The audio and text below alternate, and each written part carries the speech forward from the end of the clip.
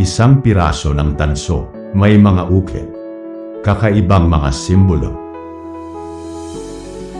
Tahimik sa unang tingin, pero sa likod nito, may boses ng isang buong sibilisasyon. Bago pa ang mga Kastila, bago pa ang pagdating ng mga mananakop. Ito ang Pilipinas, taong 900 CE. At sa baybayin ng isang lawa sa Laguna, isang kwento ng utang, kapatawaran at batas ang ibinunyag ng isang sinaunang plato. Ito ang Laguna Copperplate Inscription, ang pinakamatandang dokumentong legal na natagpuan sa ating bansa. Isang platong metal na nag-ukit ng katotohanang matagal nang nais pagtakpan, na tayo ay may sariling sibilisasyon, may sistema, may karangalan, at bago pa man tayo bigyang pangalan ng iba, ay may sariling pangalan na tayo. Sa bawat kwento, may saysay. Mula sa mga aral ng nakaraan, sa mga kaganapan ng kasalukuyan, hanggang sa mga pangarap para sa hinaharap, lahat ng ito ay may kahulugan. Sama-sama nating tuklasin ang mga lihim ng kasaysayan, unawain ang mundo ngayon, at silipin ang hinaharap na maaaring magbago sa ating buhay. Halina't sumama sa isang paglalakbay ng pagkatuto at pagtuklas dito sa Saysay.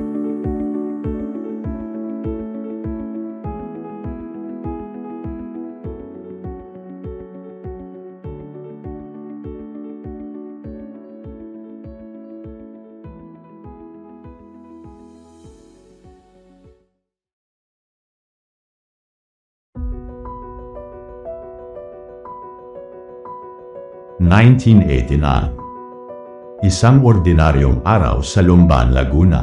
Isang metal plate ang nakita. Inakala itong isang basura, pero nang mapansin ang kakaibang ukit, nagsimula ang isang revolusyon sa pag-unawa natin sa ating pinagmulan. Ang Laguna Copperplate. Ito ay isang resibo ng utang, ngunit higit pa roon, isa itong pintuan sa nakalipas na panahon. Isa itong patunay na tayo ay hindi mga tribo lang, hindi basta-bastang barangay. Tayo ay isang lipunang may sistema ng hustisya. Sa pampang ng Ilog Lumban, malapit sa Laguna de Bay, natagpuan ang platong ito. Tinatayang gawa noong taong 900 CE, mahigit isang milenyo na ang nakalipas. Ang rehiyong ito, noon pa man, ay pusod ng kabihasnan.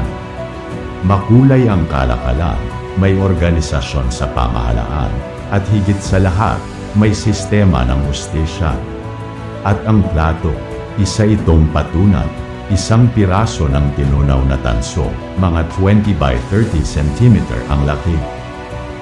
Sa ibabaw nito, nakaukit ang isang dokumentong legal. Isang proklamasyon na nagsasabing pinatawad na ang utang ni Namwaran, kasama ang kanyang pamilya. Parang isa itong sinaunang condonation ng utang. Isa itong resibo, pero resibong naglalaman ng batas, sistema, at kapangyarihang legal. At ang script, hindi isang baybayin. Ito ay Taoist script, galing pa sa Java, Indonesia.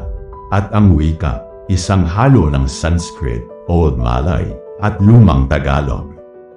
Sa simpleng salita, may koneksyon tayo sa Timog Silangang Asya.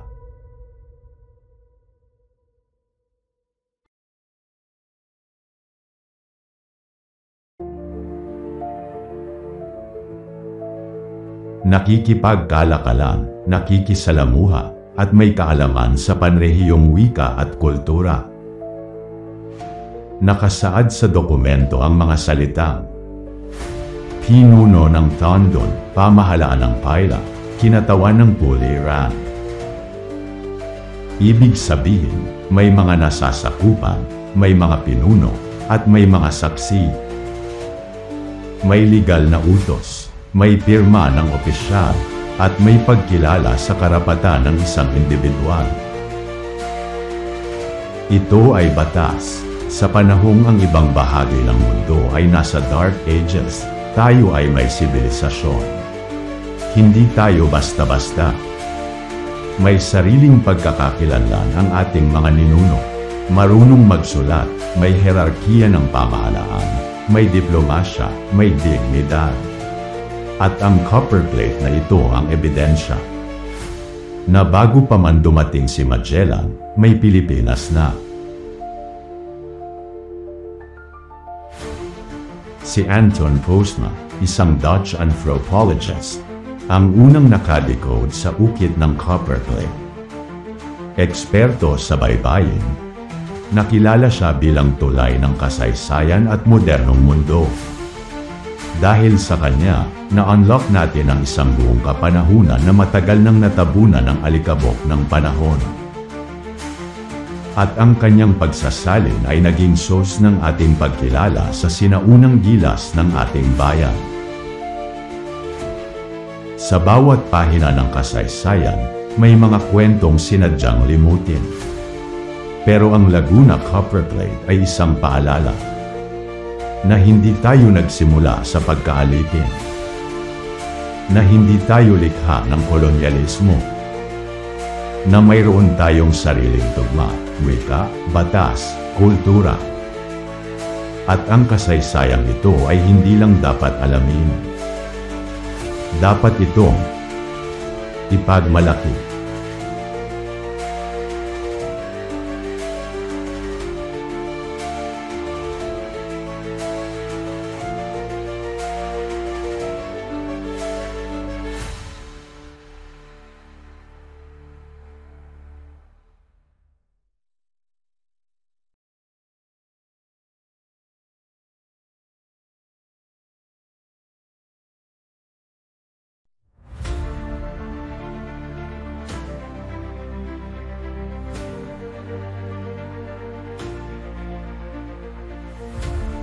Nagustuhan niyo ba ang kwento natin ngayon? Maaaring pindutin ang subscribe button sa ilalim. Please also like, share at pindutin ang bell icon para sa susunod na kwento natin. Magandang araw sa inyong lahat at ito ang Saysay.